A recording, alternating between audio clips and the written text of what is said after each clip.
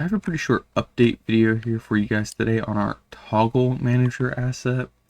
So the core functionality of the toggle manager has not changed. We have simply expanded and added on to the toggle manager.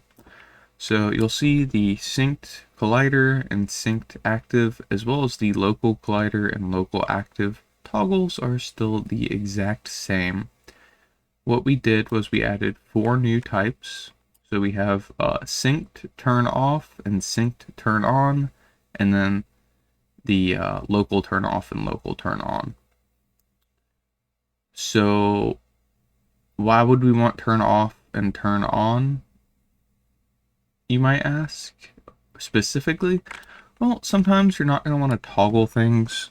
You're going to want to make sure they're just off or on. So why would you want to do that? Well, sometimes you might have things that are off for one person and on for another, and you want to reset the state so they're all the same.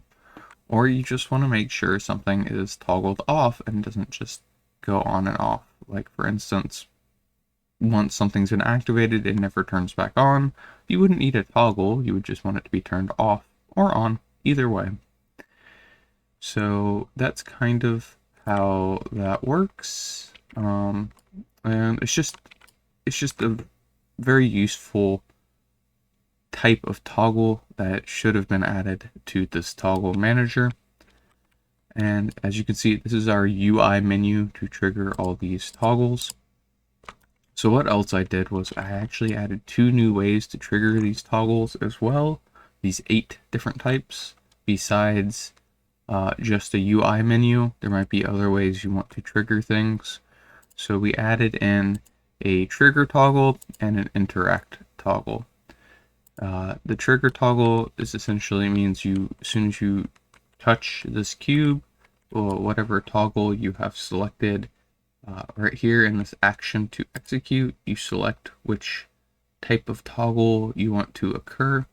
So let's say we want to toggle networked objects. If we look in our toggle manager, we see we have a list of networked objects.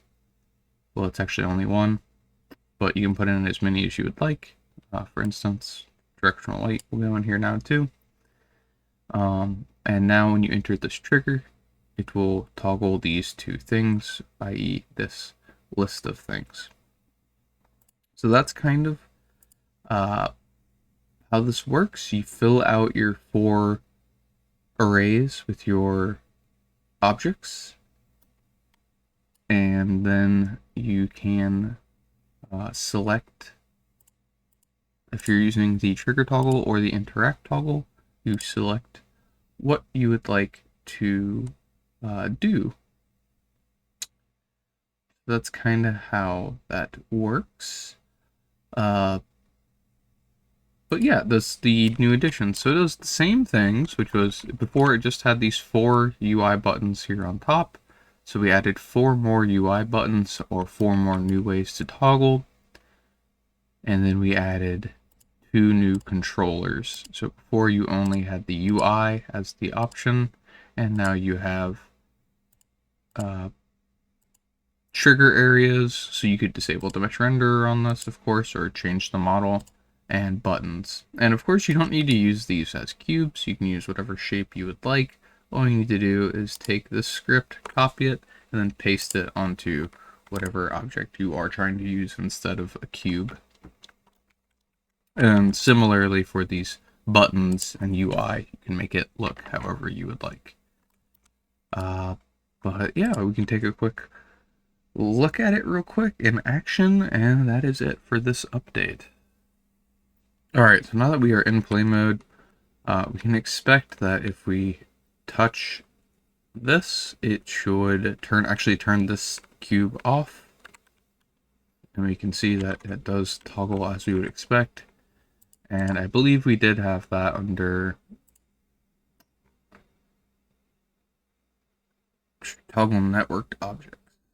Okay, so that turned it off. And this one is toggle network objects off. Yeah, so we'll turn it back on manually. And then if we click this cube, it toggles it off. And if we keep clicking, I know you can hear my mouse, it doesn't turn it back on. We can do synced turn on. It's also turning on our directional light that we have in that list.